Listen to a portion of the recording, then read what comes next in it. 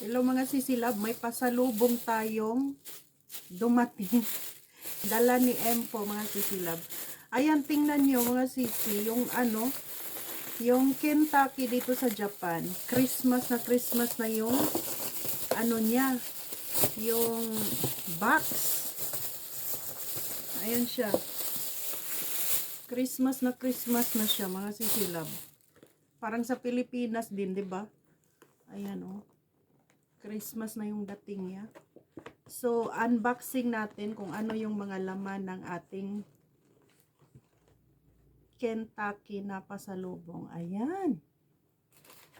May egg tart. Ewan ko ano to. First time ko. Egg tart siya. Nakalagay. Buksan natin. Kung ano yung... Ayan siya mga sisilab. Super yummy. Oh, mabango siya mga sisi. Next.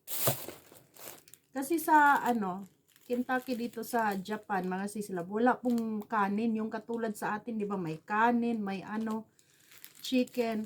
Sa Japan, wala talaga kahit sa McDonald's, kahit saan. Mga family restaurant meron.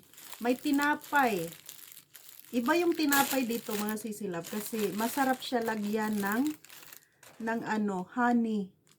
Yan, nilalagyan siya ng honey, yung tinapay ng Kentucky. Ayan. Yan siya. So, kainin natin. Ang dami niyang dinala. Kasi nagpapalit siya ng tire. Doon pa sa malayo. Kasi yung tire niya bago. So, ito yung laman ng pagkain dito. Ayan, may chicken.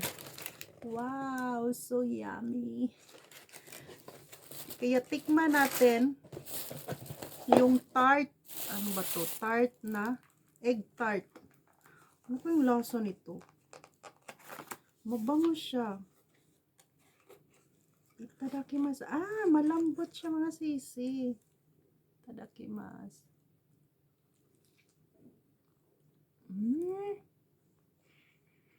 Para siyang ang tawag doon, parang egg pie. Egg pie sa atin. Yummy. Egg pie nga, mga sisilab. Masarap siya. Super yummy.